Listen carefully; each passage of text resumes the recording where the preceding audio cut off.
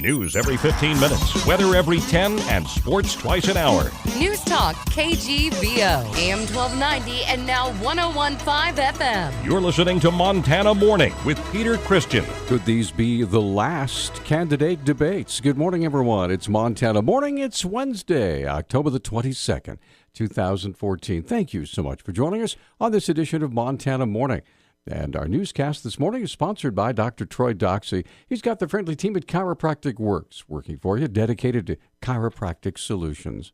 Republican Steve Daines and Democrat Amanda Curtis clashed again last night over energy and the government's role in the industry during the first U.S. Senate debate in Montana's oil patch.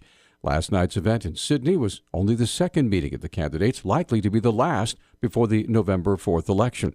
Daines, a first-term congressman from Bozeman, hammered on a theme of Washington, D.C. bureaucratic overreach. He singled out the EPA for hindering coal, oil, and gas production. Curtis sought to play up her working-class roots, as she did during a Monday debate in Billings. Republican Ryan Zinke and Democrat John Lewis sparred over the nation's health care overhaul in their final debate in Montana's U.S. House race. They were joined by Libertarian Mike Fellows, who advocated cutting government. They met in Great Falls in the third debate with all three candidates before the election to replace Congressman Daines, who, of course, now we know is running for the U.S. Senate. The general hunting season in Montana opens this Saturday. Regional Wildlife Manager for Fish, Wildlife, and Parks, Mike Thompson, says the season runs for 5 weeks through the Sunday after Thanksgiving. It's that time of year when we're hunting mule deer, white-tailed deer, elk, and of course the special trophy seasons have been going on for some time by permit only for bighorn sheep and moose and those species. Covering the basics, Thompson says, of course, to hunt any wild game, you have to have a license. You need a elk license, and you need a deer license, and anything that you're going to hunt, you need a license for it, and so you can get it at Fish, Wildlife, and Parks headquarters Monday through Friday, or you can get it at a variety of sporting goods dealers across this part of the state. We'll have more common sense tips from Mike Thompson on the upcoming general rifle season in the next 2 days here on Montana Morning leading up to Saturday. Police in Helena arrested 2 men after reports of a robbery attempt and a shooting on the north side of the city. Officers responded about 1 o'clock yesterday afternoon to reports that somebody may have been stabbed in an attempted robbery at Hastings. A person who followed a vehicle that left the scene reported its occupants shot at him. A 38-year-old transient, Shadrick Macho Chippewa, was arrested on suspicion of attempted deliberate homicide, robbery, tampering with evidence, and 2 counts of burglary. His co-defendant, 30-year-old Gregory William knows his gun, faces robbery, evidence tampering, and 3 burglary charges. Officers recovered a firearm they believed was involved, although no one was injured. A woman who was reportedly jumping in front of traffic and a man who had stopped to try to help her were both struck and killed by a passing car on Montana Highway 463 in southeastern Montana. Bighorn County Coroner Terry Bullis says 34-year-old Katrina Dust and 60-year-old Larry Morrison, both of Lodgegrass, died in the collision about 8:30 Friday night west of Lodgegrass. The Bureau of Indian Affairs and the FBI investigating. Last Wednesday, employees of the Missoula County Courthouse were evacuated because of a small explosion. Sheriff's Office spokeswoman Paige Pavolone explains. I glanced outside and saw that there was a bunch of people from the county attorney's office standing near the bus depot right behind the county courthouse, and there's a lot of construction going on throughout the building, and it's very loud and very noisy. So apparently there were sirens going off on her floor, but not a lot of people heard them. So Sheriff Ibsen came in to tell me that everybody needed to evacuate the building because of a fire alarm. The fire alarm was ringing because of a malfunctioning e-cigarette. It turns out that someone's e-cigarette had exploded in their purse, burned through their purse, and actually burned a hole in the carpet. And it happened in one of the departments on the first floor of our building. Pavolone says the fire department was investigating the incident and gave the all-clear for employees to return after about 20 minutes. A wedding chapel in Coeur d'Alene has garnered national media attention after running afoul of that city's anti-discrimination ordinance. Missoula has a similar ordinance passed in April of 2010.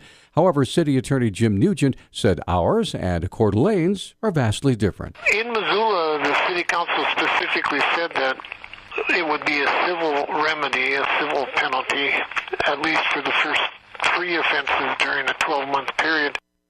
Nugent says the Missoula ordinance has never been utilized since its inception. There's never been a single action filed in the Missoula Municipal report, and this ordinance was adopted on April 13th of 2010, so we are just over 4.5 years out, and there's never been anything filed. Nugent went on to state that in his opinion, it will be some time before Montana's constitutional amendment concerning marriage being between one man and one woman could be overturned, since the case is only at the U.S. District Court level. A Billings lawmaker whose demand for equal time cost his challenger his job as a weatherman on a local radio station is now seeking equal time from a Miles City radio station, where Democrat John Pulaski delivers the weather several times a day. The Billings Gazette reports Republican Representative Clayton Fiskus is asking KATL radio for equal airtime to that spent by Pulaski when he gives weather reports just under 10 minutes a day. Station manager Donald Richards says Billings isn't part of the area in which the station provides city-grade service, and he will not grant Fiskus's request. Coming up tomorrow, 107.5 Zoo FM's Aaron Traylor, America's tallest DJ, will be taking on the entire Washington Grizzlies Stadium to benefit the Montana Food Bank Network. Just before the UC Davis game, on Saturday, Traylor described how he would try to benefit the agency literally by the seat of his pants. You know, it's really all efforts combined to feed Montana. These seats right here that I'm sitting in, they represent 15 meals. One seat could feed 15 people in this state, and I'm going to do my best to try and raise awareness about it and sit in every single one of these bleachers just to get the word out. Traylor will broadcast live from the stadium from 10 to 6 tomorrow, encouraging listeners to the radio station and viewers on the 107.5 Zoo FM website to donate $5 for each seat in the stadium. The Montana Food Bank Network says each donation enables the agency to provide about 15 meals for hungry Montanans. The best part is just donate $5, feedmt.org. Go to that website. It's a click away, and if you can buy more than one, it'd be greatly appreciated. The Montana Food Bank Network, based in Missoula, collects food in bulk that it distributes to food banks and public food pantries across the state. Finally, believe it or not, snow is on the ground, up high anyway, in the Treasure State. Here's National Weather Service meteorologist Ryan Leach. We had a cold front come through today, and we've got some snow falling up at Lost Trail Pass, and we've also got snow falling over at Georgetown Lake. I'm sure up over Scalcoho Pass and some of those areas as well. So far, what we've been able to see, it's mainly at about 6,000 feet or above, and it's been falling mainly in the southern Bitterroot Mountains, across the Sapphire Mountains, and it's headed up toward Ute and Anaconda, but I really think that it's going to stay in the hills above both of those. Leach says more rain is expected for the rest of this week. News Talk time now is 6:10. News Talk, KGVO. Missoula's official weather station. Look out for some patchy fog as you head through the morning hours, but things will end up clearing out nicely, and then we'll be looking at partly cloudy skies with a high of 58 degrees. I'm meteorologist Matt Gray for KECI 13, your first alert station.